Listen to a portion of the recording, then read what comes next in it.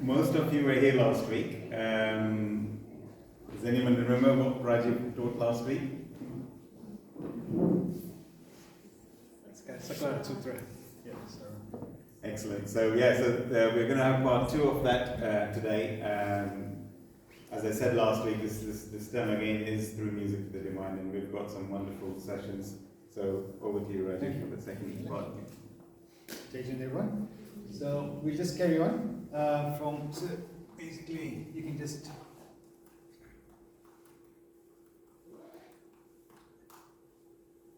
So no internet, maybe. Nilesh? We are discussing Sakalārhat Sutra, and it's eulogy to the 24 Tirthankars. It's very similar to Logas Sutra, whereby again in Logas it's basically all the 24 Tirthankars are remembered. But as you saw that in Sakalārhat Sutra, what Acharya Hemchandra has done is he's actually got a verse, like a couplet for each Tirthankar. So and it's a very beautiful poem, and it's done in a very poetic style. Acharya Hemchandra was actually supposed to be, he was called Kalikala Acharyas because for that time he was one of the most eminent Acharyas. He's been an expert in Sanskrit, he's an expert grammarian, he's an expert in mathematics. So, and he's written, I mean, the amount of volumes he's written, I think hardly any other Acharyas can match. So he was kind of just an amazing Acharya of his time.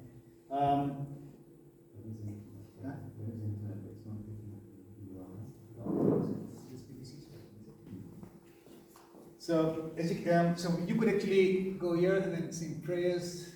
You can go down to Sakalārhat Sutra. So last time we started off, we also recited the sutra.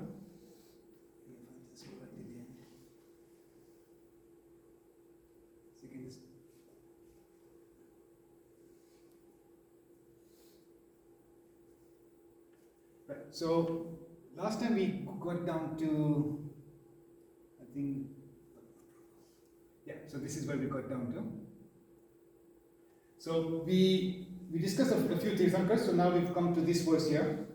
Now, in this particular verse here, what's very interesting is when we're discussing Padma Prabhu, it's to do with the colors of Tirthankars. Now, when you do Chaityamandan, there's one Chaityamandan which is, it says follows: Padma Prabhu ne Vasupujya, doi rata kahiye, Chandra Prabhu ne Suvidinath, do Ujjvala lahiye, Malinath ne Parasanath, do Nila Nirakya, Muni Surat ne Nemnath, do Anjana Sarika, Sole Jina Kanchana Jina Chovis, Dhiravimila Pandit Kaya Shishya. So what it says is Padma Prabhu ne Vasupujya, doi rata kahiye. So the color of these two Tirthankars, Padma Prabhu and Vasupujya, is red. Chandra Prabhu ne Suvidinath, their color is supposed to be white. Then Parsvanath and Malinath is green. Munisurat and Nemnath is supposed to be black. And all the other 16 Tirthankars, their color is supposed to be golden. So it's kind of a color associated to each Tirthankar. So Acharya Hemchandra has very beautifully taken this color of Padma Prabhu, and what he's saying is Padma Prabha Prabhodaya Bhasa Pushnantu Vashriyam Antaranga Rimatani Kopa Tupa Divarunaha. So, and in the interest of time, what I'll do is I'll not go through each and every translation of every single word. So I'll just pick up a few words, but I think we'll focus on the essence of what the verse means. So Padma Prabhu Prabhu Deha means body.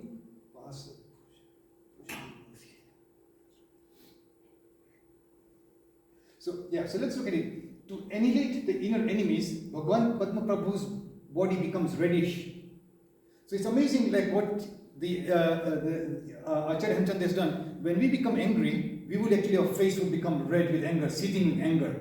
So he's now saying that Padma Prabhu Bhagwan, he's now conquering his inner enemies. So after enemies are we would actually get angry because now you get angry. So he's actually using that Bhagwan wants to conquer his enemies, but not the enemies that we know in the conventional sense, his inner enemies. And as a result of that, his body has become red. So just exact opposite of what would happen to us. We become angry, it's because of growth. And because of growth, we become angry. But for Bhagwan, because he wants to destroy his inner enemies, his body has become red. And in most of these verses, what they do is they describe something and they give an analogy, some kind of comparison. And he's saying, akin to someone who is in the rage of anger. May Lord Brahma Prabhu's luster nourish your spiritual wealth. So he's asking for this. So that's what the verse means. So it's kind of very, very beautifully interwoven there. So the next verse. Sri Supasu Jinendraya Mahendra Mahitangre Namastaltu Varna Sangha Gagana Bhoga Bhasvate. Now we discussed last time that in Sanskrit, whenever you see Jinendraya, it's very similar because you can say Om Namah Shivaya, Om Namah Ganeshaya, Om Mahaviraya. So we saw last time that the ending I means two. So that's what it means. So two Sri Supasu Jinendra. So that's what it means. So when you say Om Namah Ganeshaya Namah, so I'm bowing down to Ganesh, or Shivaya Nama, I'm bowing down to Shivaya. So the ending implies two. So this is saying two Sri Suparsva Jinendra, Mahendra Mahitangre. So let's see. Mahendra means king or ruler of the celestial gods. Again, as you can see here, there is called Sandhi in Sanskrit. Mahendra. Maha means great. Mahatma Gandhi. So that's Maha and then Indra. So Indra is the lord of the king of the Devlok. So when these two words are joined together, that's Mahendra, and that's also a very common name. Many people have got the names Mahendra. So Mahendra is essentially means it's a king or ruler of the celestial world, of the heavens. Mahita, it's honor or worship. And I think one of the other interesting parts of going through these prayers is you can actually see that this kind of Mahit actually comes in Vasakam or Logas, Evamay Abhitva.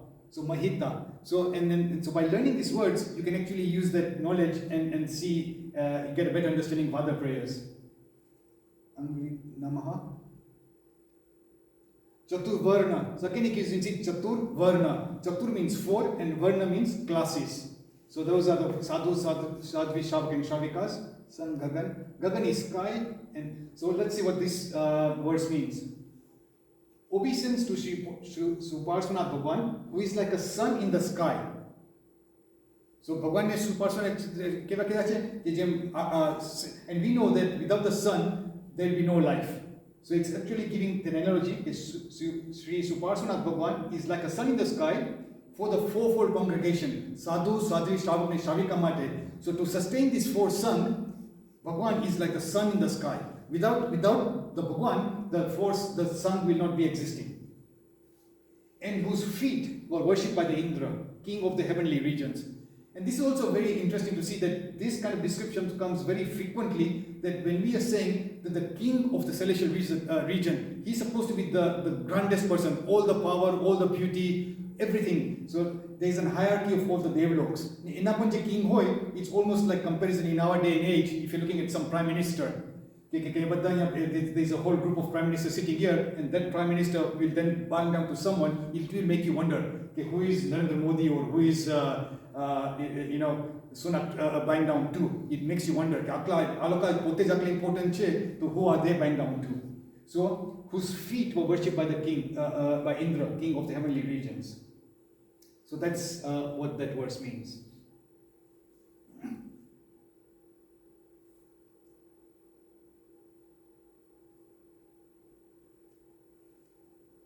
So now the next verse is on Chandra Prabhu. Chandra Prabha Prabhos Chandra Marichi Nityur Yojwalla Murti Murta Sita Dhyana Nirviteva Shriyastuvaha.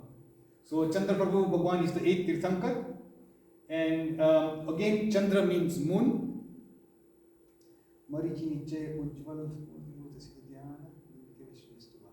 Okay, so let's see what these words means here. So may Chandra Prabhu Bhagwan, whose body is as white. So as we saw the colors of the Tirthankar, Chandra Prabhu and Suvidinath Bhagwan, both those Tirthankars have got white in color. So the color associated with them is white. So may Chandra Prabhu Bhagwan, whose body is as white as the moonlight rays, as though created by the purest form of meditation. Shukla Dhyan. So here now the author has combined quite a few things together. Apnama આવે છે sun and the moon. The sun is associated with brightness. Chande Sunimalera. So Chande Sunimalera Aichi Su Ayam Payasera. So Logasma Panave. So the the light of the moon is supposed to be calm and soothing, whereas if you look at the sun, it's supposed to be bright. So both have got their own importance. So when you say he's as powerful as the sun, but as calm and as cool or as soothing as the moon, because the light of the moon is supposed to be very soothing. So may Chandraprabhu Bhagwan, whose body is as white as the moonlight rays, and how are these moonlight rays created? By the purest form of meditation. And this is again bringing the dhyan, and what Jain says there are 4 stages of dhyan: Artha dhyan, Rodra dhyan, Dharma dhyan, and Shukla dhyan. And if you break these 4 categories of dhyan into 2, then Artha dhyan and Rodra dhyan are supposed to be bad forms of meditation. And what Artha dhyan means is always thinking negative, always not thinking in a positive sense. Rodra dhyan is actually evilly thinking. You are really thinking, I'm kharab thai. So you're just wishing bad for others, like almost like a terrorist mindset. So that's supposed to be the worst kind of meditation. So your mind is always constantly thinking. Or other one is sorrowful. Then you're feeling very sorrowful. So that's all Artha dhyan. Then is Dharma dhyan. Dharma dhyan is more kind of spiritual. You're spending your time doing religious activities and all good things. And then the best form of dhyan is Shukla dhyan. The Shukla dhyan is supposed to be, and that's actually supposed to be the path to Keval Jnana. So once when you get into the purest form of meditation, then that eventually leads to Keval Jnana and to moksha. So obviously we know that Chandraprabhu Bhagwan was a Tirthankar, and obviously he became Tirthankar after he got Keval Jnana, and he obviously got Keval Jnana after he went on the Shukla dhyan and then got Keval Jnana. So, and then may they endow you with the spiritual wealth. Shriyes tu vaha. That tu is always, you see, that repeats in all these verses. Tu means to you.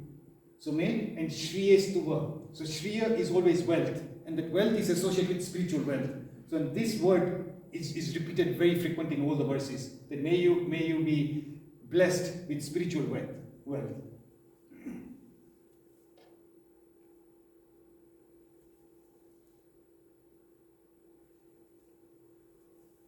So let's look at the next verse.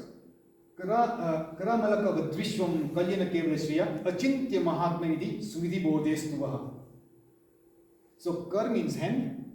Karamalaka. So amalak means amla, gooseberries. The other one is vishwa keval achintya. Like apne chinta kare che. So chinta kare che means wo chintan kare che. It's thinking kare che. And then you can see achintya means inconceivable. It's like hinsa and ahimsa, parigra and aparigra. So as you can see, sometimes this becomes like a Sudoku puzzle. Like even if you didn't know this verse, you can start picking up meanings of some of the words here. Achintya. Mahatmya nidhi suvidhi bodhestuva. I briefly described that, sometimes you can see suvidhir bodhestuva. There's a ra. And this is all to do with the Sanskrit grammar. So, and many of these words have got visar. These 2 dots is called a visar. It's a sound of her coming out. Like this is Achintya Mahatma Nidhi. So it's like Nidhi, and then the word her comes out is Nidhi. So, and suppose if you want to join that word with another word, so then you would drop the visarg, and then there are all these rules in Sanskrit which says, okay, you drop that, and because the next word is starting with ba, then you have to put an r in between. So these are all kind of Sanskrit grammar rules. So that will become suvidhir. So you can say suvidhir, and then this small flick becomes a ra here. So suvidhir bodhayestuvaha. And this is quite important if you want to learn the prayer, then you actually want to learn how to pronounce it properly. So here it says, may you be endowed with right vision by Suvidhinath Bhagwan. And this is very important because we all are seeking Samyak Darshan, the right vision, right faith. So may you be endowed with right vision by Suvidhinath Bhagwan, who with his wealth of omniscience can perceive the entire world just as Indian gooseberries in one's hand, and whose glory is incomprehensible. This is beautiful because this is actually describing, because we sometimes wonder what is it like to say that someone has got Keval Jnana. Because we know there are 5 kinds of knowledge: Matignan, Shuddhagnan, Adhignan, Manapragnan, and Keval Jnana. Matignan is the knowledge of mind and the senses, which we all have. So we've got a mind and we've got senses, so that's Matignan. Shuddhagnan is knowledge of the scriptures. Adhignan is essentially some very spiritually elevated souls can have it, like Acharyas can have Adhignan, but by default, all Devloks, everyone in angel and everyone in hell, have got avdignan. And by avdignan, you are able to perceive things a little far away. So suppose something is happening in India right now, you are able to see as crystal clear, just as I see you so clearly, and I can see what color you're wearing, your clothes and everything so crystal clear, is you are able to see that it's things which are at a very far distance. So avdignan. Mandava paragnan is knowledge of mind. You can see what you're thinking, or you can, if you have got that, you can see what I'm thinking about, and then eventually would be keval gnan. So keval gnan is the ultimate knowledge.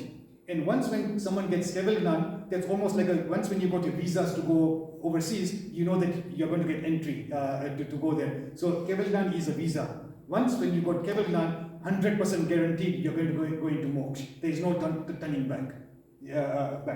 And so keval gnan is supposed to be infinite knowledge. So what does that mean?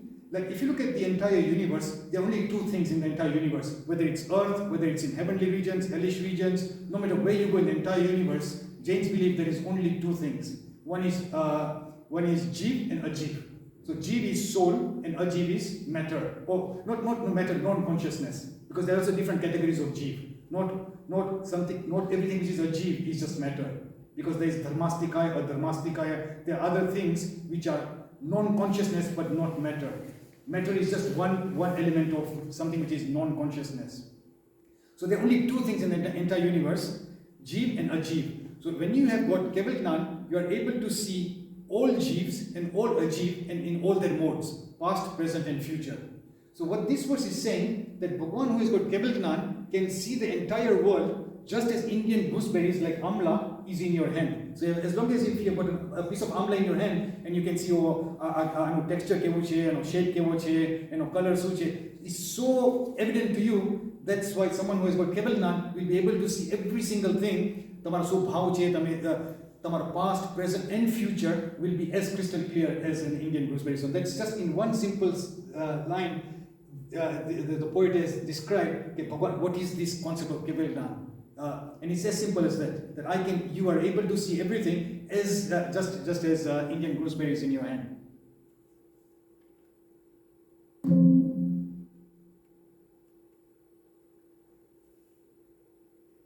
Yeah. So and whose glory is incomprehensible, achintya. So you can see that that's what incomprehensible is, achintya.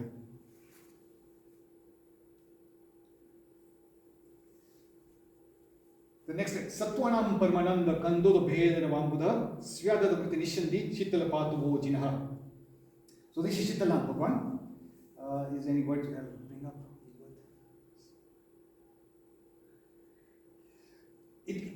This verse is relating to Syadvad. Syadvad is again supposed to be a very important tenet of Jainism. Besides karma philosophy and all these other philosophies, Anekantvad and Syadvad are one of the two most, and they are both kind of linked to one another, are an important concept within the Jain, what they call it epistemology, the study of knowledge. And Syadvad means, in a very simple way, it's a relative form of speaking. So when you say that I'm existing relative to my present condition right now. So if I was in the past, then someone can say, like for example, Krishna Maharaj. So Krishna Maharaj will be a future Tirthankar, but that's conditional. He's not a Tirthankar now, he'll be one in the future. And we can say Mahavir was a Tirthankar, he's not a Tirthankar now. So he was a Tirthankar. So there are all these conditions associated. So you can't say Mahavir is a Tirthankar. So that statement in itself is wrong. Mahavir was a Tirthankar and Krishna will be a Tirthankar in the future. And Srimad Swami Bhagavan is a Tirthankar now. So in Syadvad, it's like saying, many people, when I was doing my research, people who study this, they say Syadvad is like saying perhaps this, and perhaps is really not the right word. From a particular perspective, the statement is this. So when people say perhaps, then people who are from other faiths like Buddhists and Hindus saying, oh, Jainism has got this concept of Syadvad, that means that they're not very sure about what it is. Their concepts and tenets, they are not very sure. But it's not a question of like doubt. Jainism does not have doubt. Oh, maybe it's like this. It's like saying conditional. From this perspective, then this statement is true or not true. So that's what Syadvad means from a particular perspective. So like there's an example here, Syad asti, something is. Syad nasti, something is not. So there are all these different conditions. So from a particular condition, something is. So for example, I am existing right now in my current condition right now. from my future birth, I'm not existing right now. So that's Syad Nasti. If someone knew my future birth, then they'll say, oh, Rajeev is going to be this in the next birth, but I'm not there right now. So right now, I'm not there. Then there's something is and something is not. So it becomes quite complicated, but this is very important because in the olden days, there used to be a lot of debates between Hindus and Buddhists and Jains. There were all these acharyas and saying, okay, my faith is better than yours and yours is better than mine, and then they would start having a lot of debates. And they would be using all these concepts and principles then to have a kind of debates and forums. So this is a little bit more academic. So may Shitalath Bhagwan protect you. So that's very good. Protect. Patuva. Sapana Patuva. So that's Patuva means may Shitalath Bhagwan protect you. So in always in any verses, may God bless you. May God protect you. So there's always something which is happening to you. Punantuvo China. So may Shitalath Bhagwan protect you. And then now they're giving some description of Shitalath Bhagwan, who bestows ultimate bliss to living beings, just as the first rain clouds cause the bulbous roots to sprout. Kandoda. Can you see that phrase? Kandoda. So kand. Apne kanmud ke kanda. Bulbous or tuberous roots. Udbhed. Breaking out through. So just as the first, when the rains, you sown some seeds, then rains come, and just as the first sprouts coming in, you can imagine how joy that is. So Shitalath Bhagwan bestows ultimate bliss to living beings. So ultimate bliss is what? Apane moksha uche. And if someone says, can you imagine how you'll be dancing with joy? Just as the first rain clouds cause the bulbous roots to sprout. And this is kind of given an analogy. If there's a farmer, he'll be so happy. I've sown some seeds and now joy plant will go. And that's kind of joy. So that's giving a comparison. Joy tamne ase. And the flow of divine nectar to the doctrine of Syadvat. So these are giving some two descriptions of Shitalath Bhagwan. Yeah.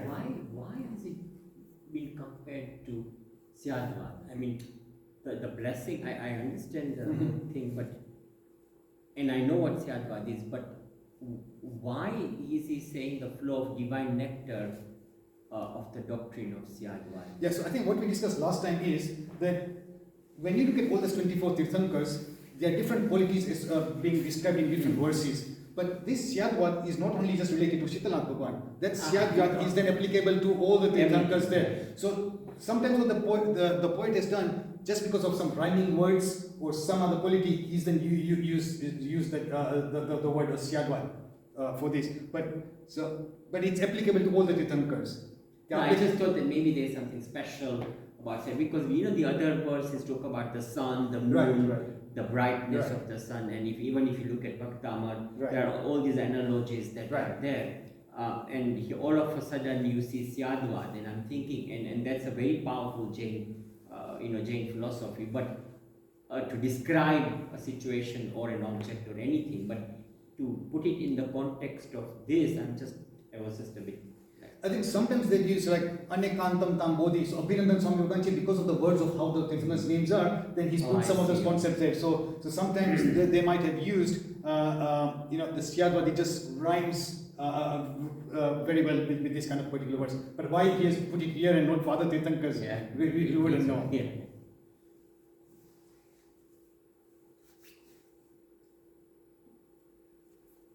So the next one is Bhava Rogartha Jantuna Magdankara Darshana Niyashreyasa Shiramana Shreyasa Shreyasatuva.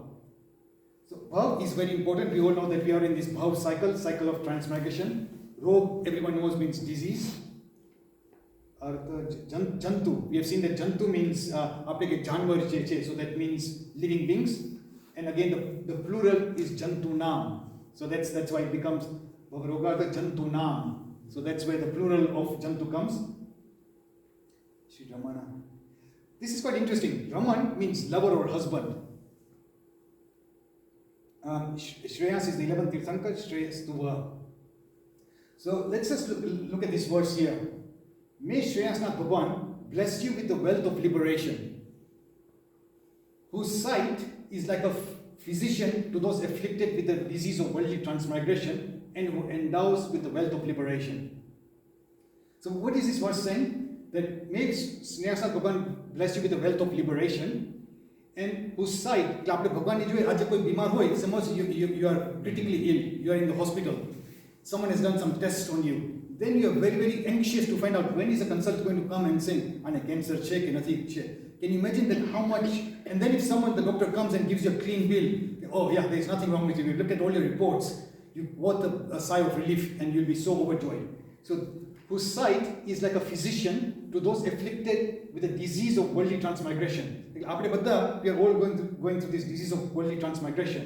So if he saw Shreyasnath Bhagwan, and we will be absolutely dancing with joy. And who endows with the wealth of liberation. Now this is very interesting, and it really requires insightful meaning of this, because if you see here, there is nothing which says wealth of liberation. And this is where it comes in. So for example, if you got a lover, so Raman is, so Shri Shreyasa Shri Ramana. So there are two words here, Shri and Ramana.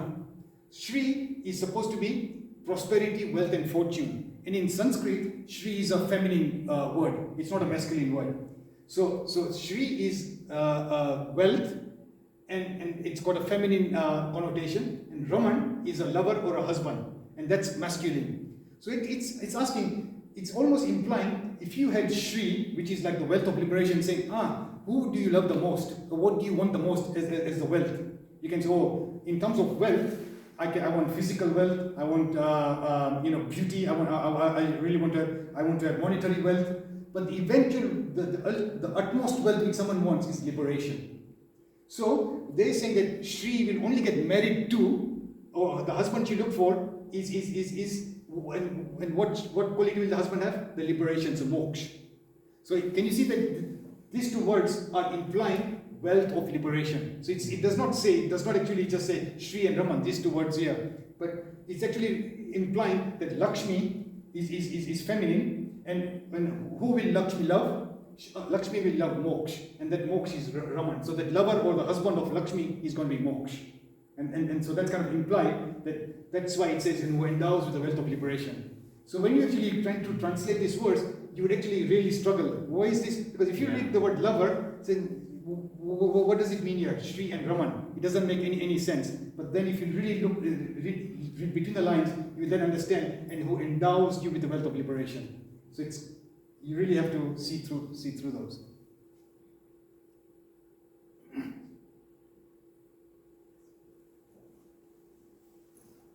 विश्वकार की भूत तीर्थ कृत कर्म निर्मिति सुरासुर नरे पूज्य वासु पूज्य पुनान्तुवः. So Vishwa is the living beings of the entire world. This comes very frequently. Sur, Asur and Nar.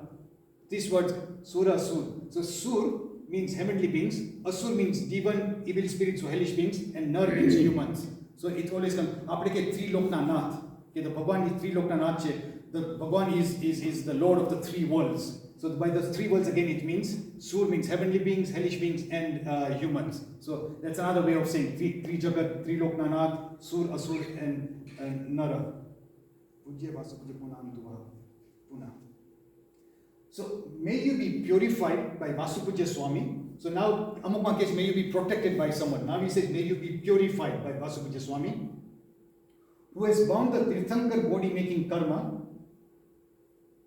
is a great benefactor to the entire world, and is worshipped by the celestial beings, evil spirits, and humans. So there you can see Sura, Asura, and Nara. Tirthankar, again, it's quite important to say that there are people who have got Keval Gnan, but they only leave 24 Tirthankars. So to actually become a Tirthankar, you have to bind special karma. It's called Tirthankar Naam making karma.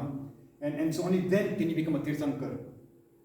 So that's why I said who bound the Tirthankar body making karma. And as I said, this is again applicable to all the other 24 Tirthankars. Where does Upkarak come? Is it the benefactor bit? Yeah. There is that word Upkarak. Doing service for helping assistance. Is that word where you got Vishwakar, benefactor? yeah. Vishwa Upkar. Vishwa na Upkar kare se. Vishwa, benefactor of the entire world. So you can see Vishwa, and this becomes O, because the Vishwa ends with A, and Upkar starts with U. So A and U, when they join together, becomes O. So that becomes Vishwakar ki Bhuta.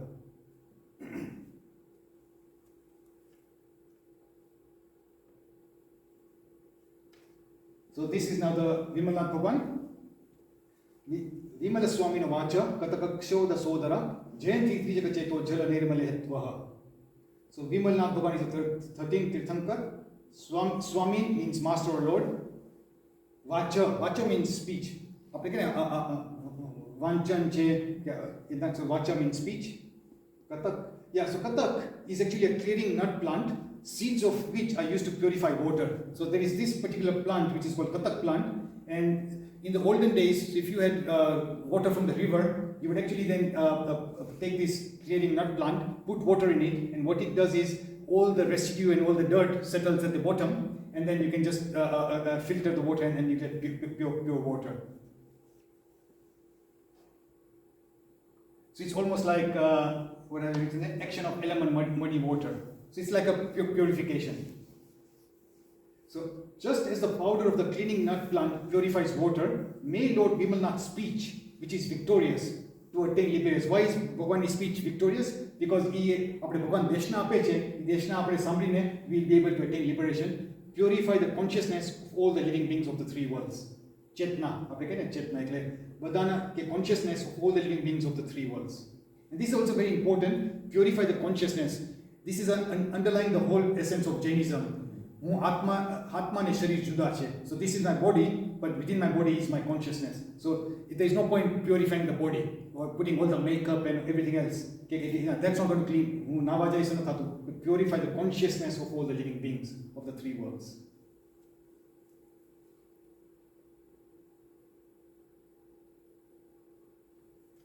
So the next one here is Anantnath. So Anantnath, as we can see, if you can imagine, Anant means infinite. So let's see how that comes into picture here. Swayambhu Ramana Spardhi Karuna Rasavarina Ananta Jidanantavaha Prachatto Sukashriyam. Swayambhu Raman. This is a very interesting concept. This is going into Jain cosmology, and what Jain cosmology says is that at the center is Meru Parvat. So there is Meru Parvat here, then there is Jambudvip. So what Jain says that the middle world, we are all in the middle world. Middle world consists of concentric islands and oceans. So there will be a big mountain in the center. Then there will be an island. So a land followed by water, followed by another land, followed by water, and every time it becomes twice in size. So it keeps on going on and on. So that's what Jains believe, that this is how the cosmology is in the middle world. And so how many times does it go? Jains say it's not infinite. It's not infinite because what we know is that this the dimension of the Jain. I got this picture here. So this is the middle world here. So we know it's got a finite dimension. It's not whatever it is, and these dimensions are given in terms of Rajju. And we do not know exactly how much it is, but it's a very large number. So the middle world is all contained within this middle part here, and this middle part consists of concentric islands and water. So the last one is called Swayambhu Raman, and that last one is almost like it's like an infinitely long, because we do not know what number there is. It's a very large number. So Swayambhu Raman. So this is the last and the largest ocean in the middle world, which consists of innumerable concentric series of islands and oceans. So Swayambhu Raman, Spardhi, rivals or competes. Karuna Ras means compassionate sentiments. Karuna Ras. Okay, so let's see what this verse says. May Lord Anantnath bestow upon you the wealth of happiness, and the happiness is of liberation, and whose compassion, Bhagavan compassion, competes that of the limitless water in the Swayambhu Raman ocean. Bhagavan compassion ketlu che?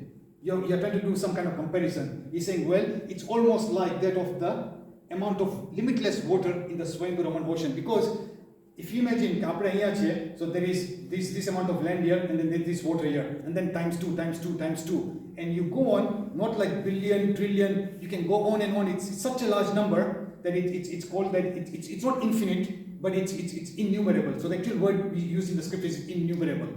We cannot count what that is. So each ocean we just can't even imagine. So Bhagavan's compassion is almost like that. And it's again rhyming with the word Anantnath, because Bhagwan Anant means kind of infinite. So basically the poet has used the name of the Bhagwan and given that kind of similar comparison.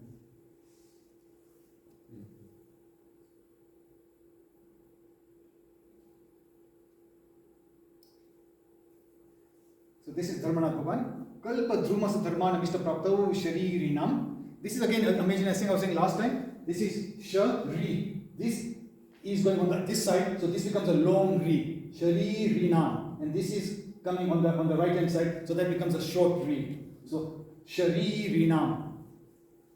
Chaturda Dharma Destaram Dharuna Upasmaye.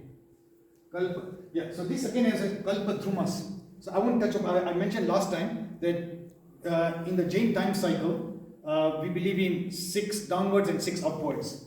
In the first 2 and even in the first 3 time periods, there used to be twins born and twins used to die, get married and twins used to die together. It might seem a very alien concept right now, but that's how the system was at that stage.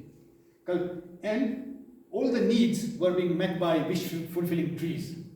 So imagine, and in that first period and second time period, it was just total happiness. There is not an iota of any worries or anything wrong. So everyone's needs at that stage were just met by. So you'd go under a tree and say, I want this, and you'll get that done.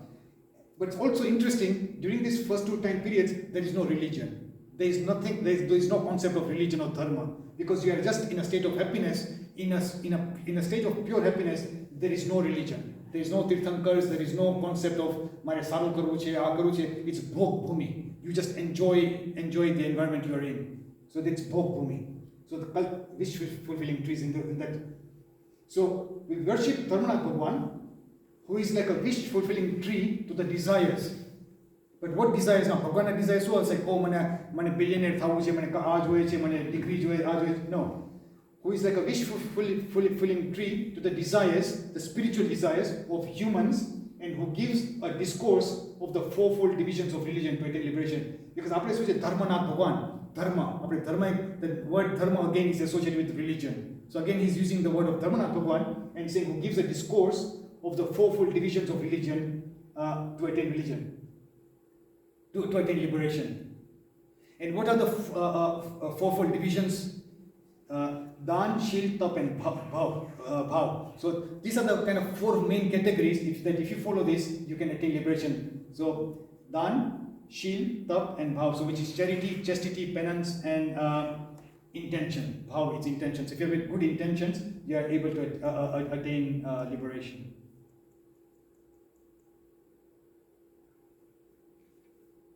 Yeah, any questions? Just carry on.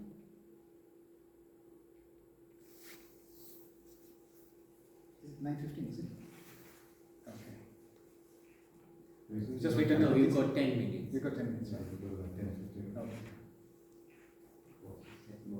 So, Shantinath Bhagwan, Sudha Sodarbhaya Jyotsna, Nirmali Krita Dinamukha, Mriklakshmatama Shante, Shantinatha Dinostuva.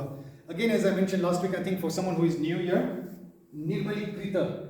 This and this slight flick at the end, many Gujaratis will call it Kru. So like we say Kruti or Kriti. But in the northern Indians and in Sanskrit, this is called Kri. So whenever you got this, the northern Indians call it Kri and Gujaratis have somehow adopted this as Kru. So yeah, I've sort of tended to follow the Kri. So Nirmali Krita Dinamukha. So again, this is Mrik. So many others would call it Mruk, but this is Mrik. Mriga Lakshma Tama Shante, Shantinatha Dinostuvaha.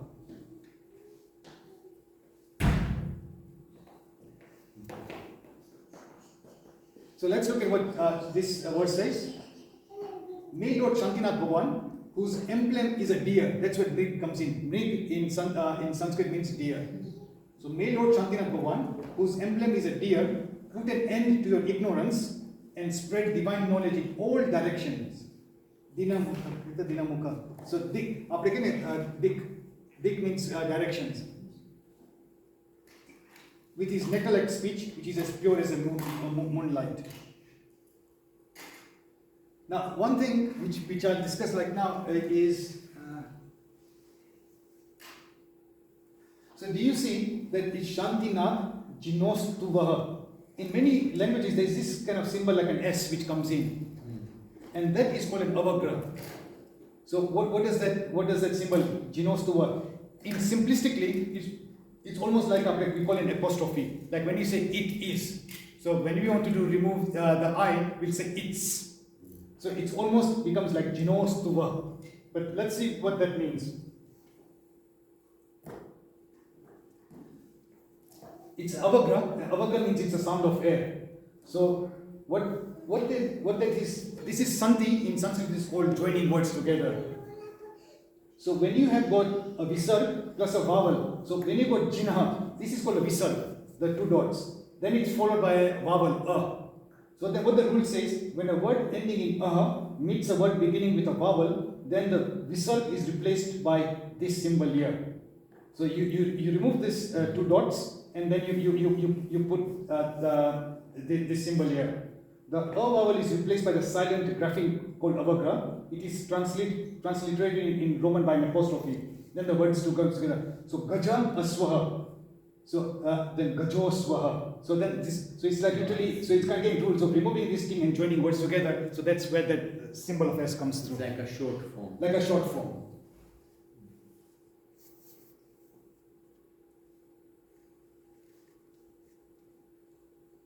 Should we just wait for the kids to come? Or? Yeah.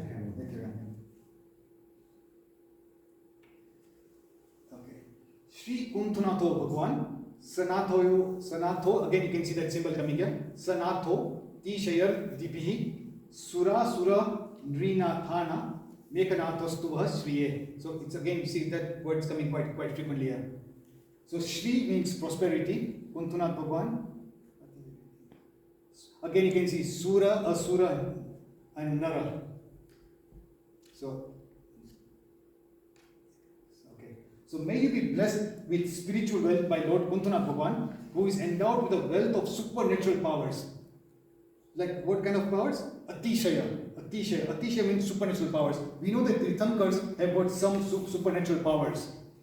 Their speech is divine. Sometimes when they are speaking in a samosaran, people understand in whatever languages they want. They are speaking in certain languages. Animals will understand in their own language. We would understand in our language. Devis will understand in their own language.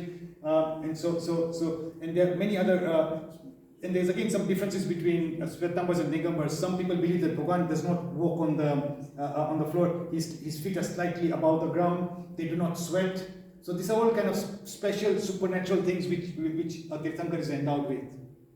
But they've got supernatural powers and is an unparalleled lord of the heavenly beings, evil spirits and human beings. So Kuntunath Bhagwan is unparalleled lord of the heavenly beings.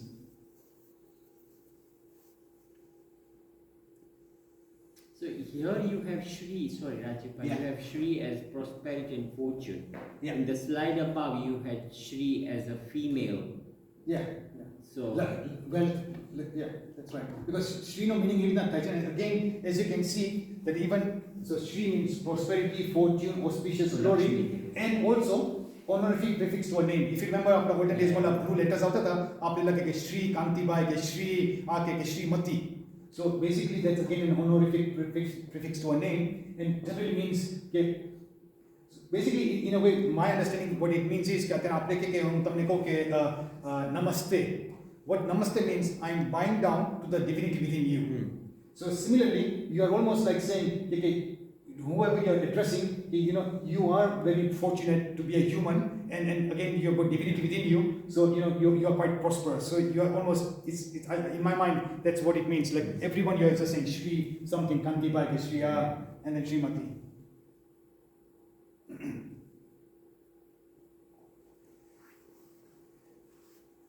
Arunatastu Bhavan, Chaturtharna Bhorvi, Chaturtha Purushartha Shri, Vilasam Vitanotuva.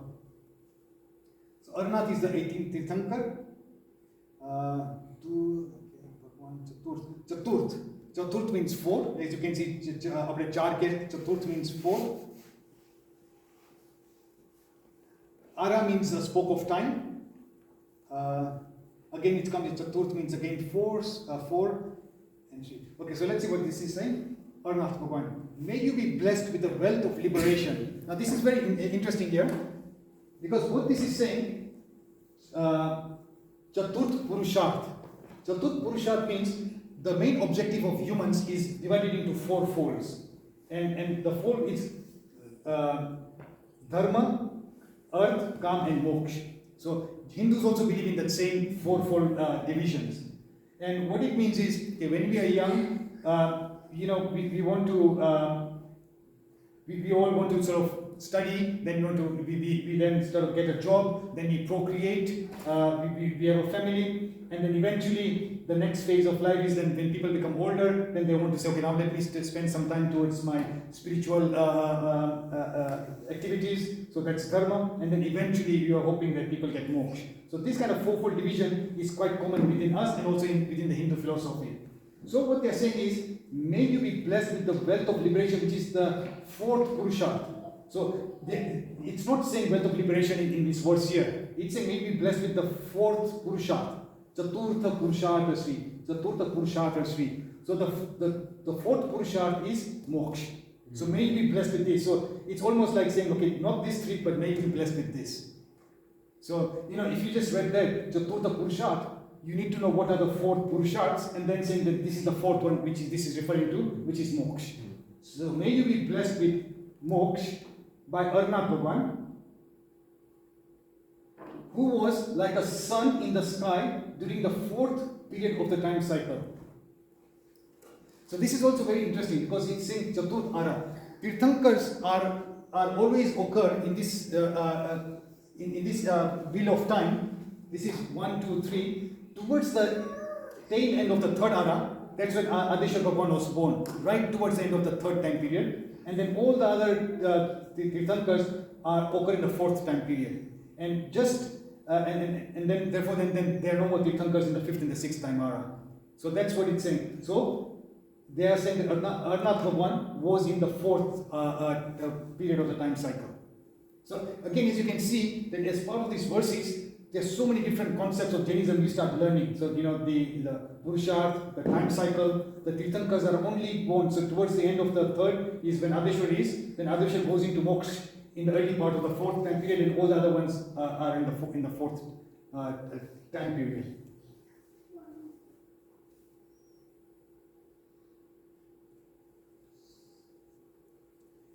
Sura Sura Naradhisha Mayura Navavaridam Karma Drunna Mullane Hasti Mallam Malivishtumaha.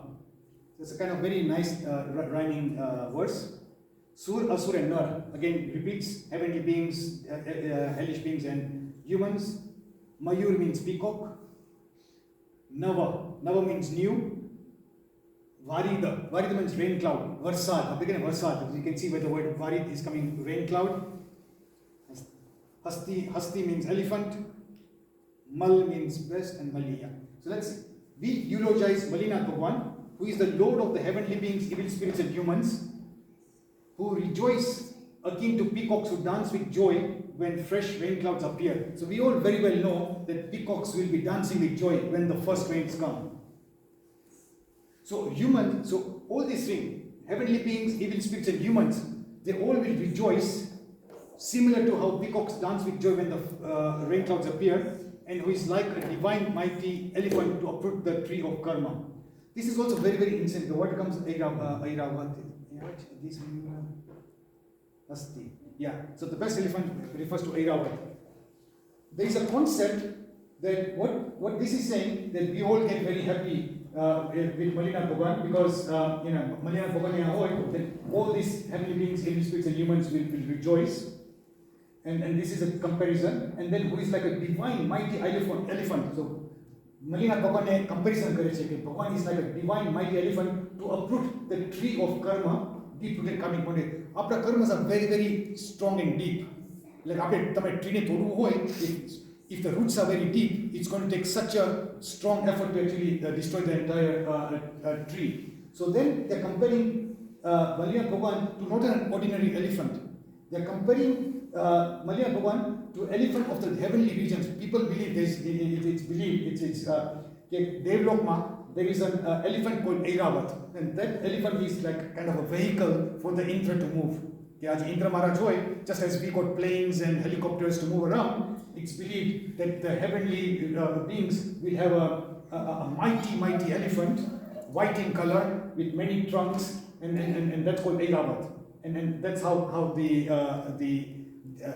heavenly gods will be moving along. So each of the, similar to this elephant, then that elephant can uproot something. Can you imagine the mind?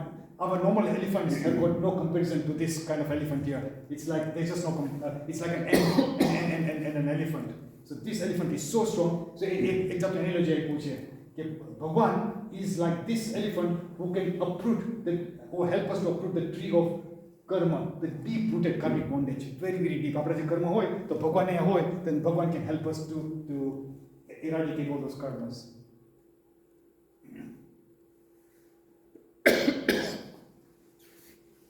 This is Muniswara Swami Bhagwan. It's Nairobina Muniswara Swami. Jagana Maha Mo Nidra Pratyusha Samayopamam Muni Suratanathasya Deshnavachanam Stumaha. So Nidra means sleep, Pratyush daybreak or dawn, Samay means time, Deshna means discourse. So what is this verse saying? We eulogize Muniswara Swami Bhagwan, whose discourse, Deshna, is like dawn in removing the deep slumber of the most burdensome Mohiniya karmas of the living beings. Okay, so what's again interesting to know is very commonly in scriptures, darkness is associated with ignorance and light or sun is associated with knowledge. So that's a very common comparison used. And out of Jains believe there are 8 karmas. Out of all those 8 karmas, Mohiniya karma is supposed to be the king of all karmas. So like as we know that there are so many animals in the jungle, but the lion is the king of the jungle. Mohiniya karmas is supposed to be the most difficult and the most dangerous, so as to speak, of all the different karmas. If you can get rid of Mohiniya karmas, essentially then you almost, it's like a cascade effect. You get rid of this, then all the others will be easy to get rid of. So now it's giving that Muniswara Swami Bhagwan, and you also imagine Muniswara Swami Bhagwan's color is black. Like our Nemnath Bhagwan and Muniswara Bhagwan's color is black. So this is how the poet has then used this. We eulogize Muniswara Swami Bhagwan, whose discourse is like dawn. In removing the deep slumber is black. Again, associating the deep slumber black with kind of Bhagwan's color. In removing the deep slumber of the most burdensome Mohiniya karmas. Jagana Maha Moha Nidra. Moha Nidra can see Mohiniya karmas of the living beings.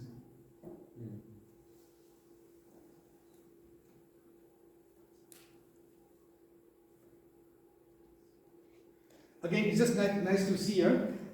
Munisurat Nathasya. Because after getting at Munisurat Swami Bhagwan Nath, what is Nathasya? In Sanskrit, there are different what they call declension. And Nathasya, Sya means genitive. It's a genitive case. And genitive means belonging to. This is Nileshi's laptop. So that genitive possession, belonging to. So Munisurat Nathasya. So that's saying, so it's belonging to Muniswara Swami Bhagwan, or it's present in Muniswara Swami Bhagwan.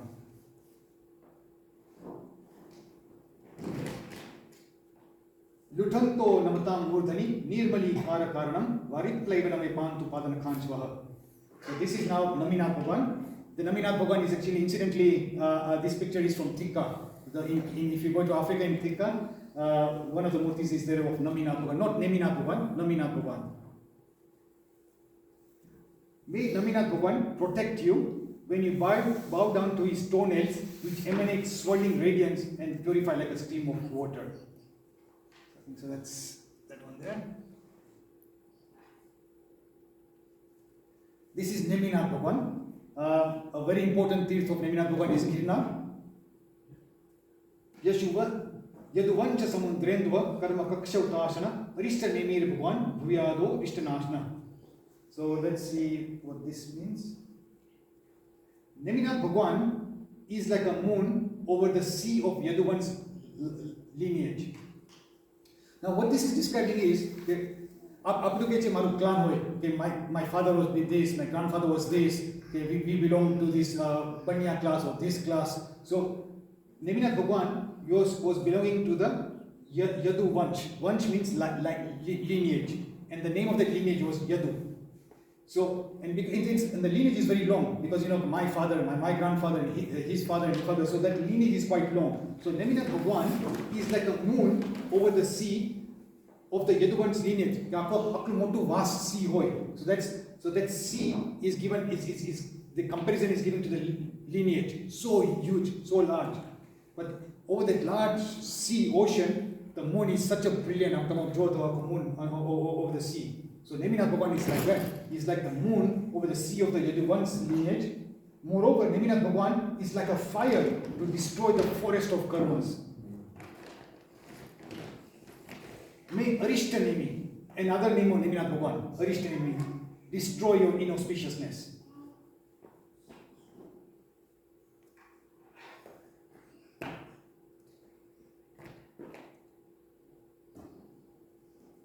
Incidentally, it's very, if you all haven't been to Girnar, it's highly recommended that when you go to India is to visit Girnar. It is believed that, in fact, when I last went there, I met Acharya Heb Vallabh Suri Maharaj. That Acharya Maharaj has taken a vow of doing Ambel every single day of his life until his death. So Rojni Ambel, and to climb Girnar every day. So when I met him, I asked him, Gurudev, why have you taken such a strong challenge? I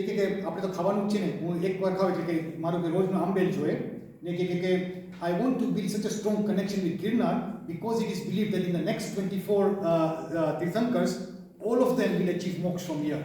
So 20 Tirthankars went to moksha from Samit Shikhar. So that's what we believe in the current time cycle.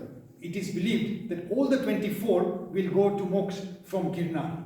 So he's thinking that, I want to build such a strong connection with Girnar that, if I'm born, then I want to go to moksha. So that's how I want to build a very strong connection with Girnar. So he's taken the challenge of every single day of his life to do Ambel and to the best of his ability, as long as his health permits, to climb Girnar every day. So I think for us, it almost becomes like a Mecca, that once in our lifetime, we really need to make it a point to go to Girnar. This is a beautiful one. Many people of you might know these words. This is for Parshvanath Bhagwan. Kamte dharnendre cha sochitam karma kurviti prapustulyamna vritti Parshvanatha sreyastuha. Kamat. Now, Kamat and Dharnendra. Kamat, in Parshvanath Bhagwan, it's believed that Kamat was associated with Parshvanath Bhagwan for a couple of past lives. I think, I'm not sure, 8 or 9 of past lives. 8 lives, right? 8 lives. And at one point, they were very they had a very strong relationship, like, whether they were brothers or something. They were brothers. But then what once happened was that in one of the previous life form, Kamat then basically had an kind of illicit affair with Parshvanath Bhagwan's wife at that stage. And then Parshvanath Bhagwan then reported it to the king, and the king then banished Kamat, said, go away, out of shame. Because can you imagine having an illicit affair with your kind of brother's wife? And out of shame, he started hating Parshvanath Bhagwan so much. Why did he report to me? Why did he do this to me? And he started having that intense hatred to Parshvanath Bhagwan since that time. Then they obviously had many lives together. They were born in different life forms. But Kamat always was kind of an enemy in all those life forms. Dharnendra, as we know, that there were the 2 snakes. And when Parshvanath Bhagwan was in his final birth, Kamat was actually doing a yagna, and the Hindus do that kind of fire, and then they do some kind of prayers. And Parshvanath Bhagwan passed by and saying, "Oh, don't do this. It's actually quite cruel. There are actually some snakes underneath these 2 logs of wood." And Kamat was not believing it, but then Parshvanath Bhagwan removed those logs, and there were 2 snakes badly burnt. Parshvanath Bhagwan recited Naukar mantra, and they went into Devlok. So they become Dharnendra and Padmavati. Cha. As we saw last time, the cha is end, and this comes very frequently again in Logos. Logos Ujjogadamati Trajinier in the Kittesam Choisam Kevili. Ussava Majiyam cha, Vande Sambhava Mabinandanam cha, Sumayim cha. All that cha is end. It's like end. We are joining 2 things together. Swachit. This is again very interesting. Swachit. Chit means mind, and swa means self. And Swarup, Swabhav. Swabhav means my own nature. Swarup means my appearance. So Swochit means Swa Uchit, suitable to oneself. Parswana Prabhu. Tulya means resembling, similar or like. Manovritti Shri Swa. So may you be blessed with spiritual wealth of Parswana Bhagavan, who acted according to his own righteousness with equanimity between the torments of Kamat and the devotion of Dharnendra. This is an amazing verse for equanimity. What this is saying, that Bhagavan, Parswana Bhagavan, he was in meditation, and at that time Kamat was giving a lot of torments, but Bhagavan was in pure meditation. But then Padmavati and Dharnendra, through their own divine intervention, they saw, oh, Bhagavan is actually having a lot of problems. They came and tried to protect, and they put a hood over Bhagavan's, because they were in the form of snakes, even as celestial beings. So but Bhagavan at this stage here, what they are saying, he's mental, he's not saying, oh, he's my enemy and he's having evil. So Bhagavan is equanimous towards this, Kamat. And as much, he's also equanimous towards Dharnendra and Padmavati. He's not saying, oh, Kekla Saracha, they're such great people, they're looking after my welfare and they are my friend. The same, he's indifferent to them, and he's indifferent to them. What's happening to me is because of my own karmas, he's doing because of the karmas, and they are just helping because of my karmas. So the equanimous state is personified by this kind of verse. So it's a beautiful verse to say, Bhagavan acted with his own righteousness with equanimity between the torments of Kamat and the devotion of Dharnendra. He was not swaying between them. He's my enemy, and because they are very good to me, which is what happens to us. People who are favorable to us, we have sort of good things to say for them, and we hate people who are not good to us.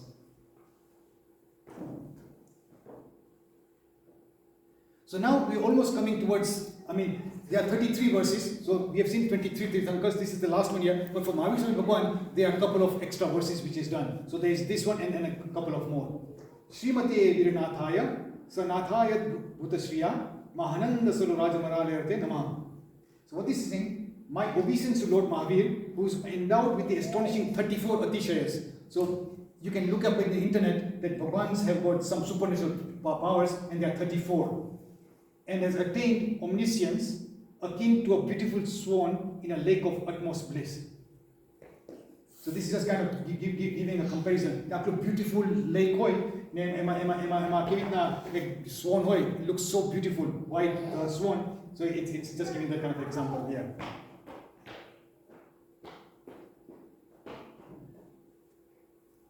Krita aparadhebi jane kripa mantra tarayo. This is amazing also. Okay. Lord Mahavir's iris became faint and his eyes were slightly moist with compassion to those who committed crimes against him. May his compassionate eyes be auspicious. This is again going very interesting. Bhagavan Mahavir, when we say that when he took Diksha, he was in the forest for 12.5 years. And during that period of intense meditation, there was one dev called Sangam who, because of past karmas, was tormenting Bhagavan for so long. So this is the dev giving all kinds of different problems for Bhagavan constantly. But eventually, after months and months, the dev realized that this is now futile. The dev was going back. And it is believed, from what I've heard, that Bhagavan Mahavir, he has never cried in his life. But only during this instant did he, some sort of kind of shed of tears, it came on his eyes. Not because of the pain, because thinking, after all these months of torturing me, what kind of karma has this dev bound? And what's going to happen to him? And out of that compassion, Bhagavan Atmati thoda kaso ave che. Devnu thase su. Mane to kai fair not pedo. I have not got any ill feeling towards it. But energy karma binda by giving me all this, what kind of karma has this day bound and what's going to happen to him? And Tyati Bhagavan eyes ma thodu khulo ave rakhe. And this is mind blowing. Okay, if someone has given you so much pain for months and months, so who could technically be your arch enemy? Ena માટે પણ તમને જો compassion આવે, that's the utmost compassion, and so you say, may we all be blessed with such compassionate eyes. Aparadh, crime and offense. Yeah.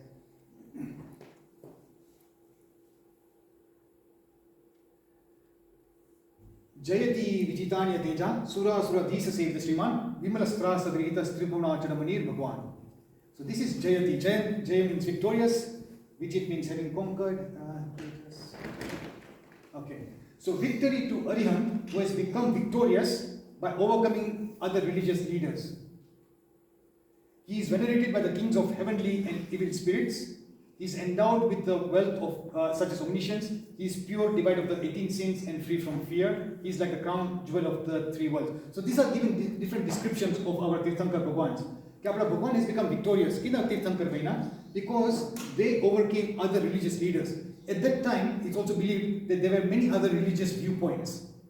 But Bhagwan obviously is the one who we believe was the Vitra. Other people, so obviously with all these different people here, it's only the people who are genuinely Vitra can you then become sort of get into moksha and liberation. He is venerated by the king of heavenly and evil spirits. He is endowed with the wealth such as omniscience, and he is pure, devoid of the 18 sins. Apne 18 પાપ આવે છે અને શલ્ય કહે છે, those are thorns. And he is free from the 7 types of fear.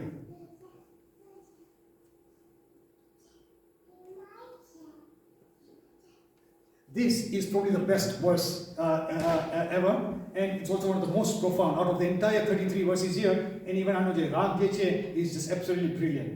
So if I just say Veera Sarva Sura Surendra Mahito Veeram Buddha Sansrita Veerena Bihata Swakarma Nichayo Veeraya Nityam Namah Veera Tirthamidam Pravritamatulam Veerasya Ghoram Tapo Veere Shridhriti Kirti Kanti Nichaya Sri Veera Bhadram Disha. Now, I don't know how much time This you is the got? last. Don't worry. Finish. Yeah, okay. But it's going to might take some time. But in Sanskrit, there are 7 declinations. So let's just look at.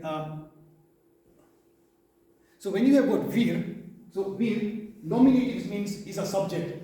I eat a mango, so I become thus subject. Vocative means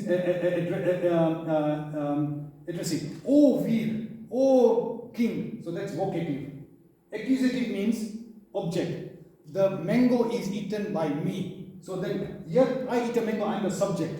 But the mango is eaten by me, then I become the object here. Because the mango is now become the subject. So the mango is eaten by me. So then me, I become the object here. Instrumental means I eat mango by means of a spoon. So then that becomes instrumental. Deity means for or to. I brought a mango for you. Or I brought a mango to give as an offering to the Bhagwan. So that becomes deity. Deity means from. I brought the mango from the farm. So that becomes from. This is genitive. Genitive means possession, belonging to. The mango, Rajeev's mango.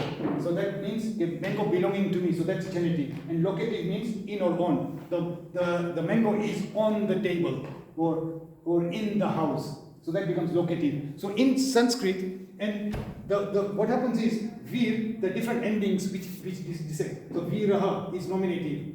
Then Veeram, because it's ma, then it becomes accusative. So if there's any other noun, then you can see that ending of ma, that becomes accusative. If it's instrumental, it becomes Veerena.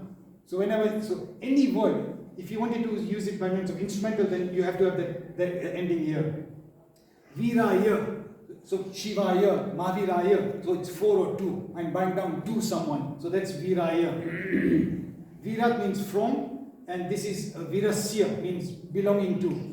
So what the poet has done, he's created this verse, and he's employed all these 7. There are only 7 of these different forms in Sanskrit. So by doing this verse here, what he's now done is taken all these 7 forms and applied it over here. So this shows that he was an expert in Sanskrit. So with his knowledge of Sanskrit, he's actually then created up the description and stuti but employing all these grammar and knowledge of Ulu. So if you just look at the first one, Veera Sarva Sura Surendra.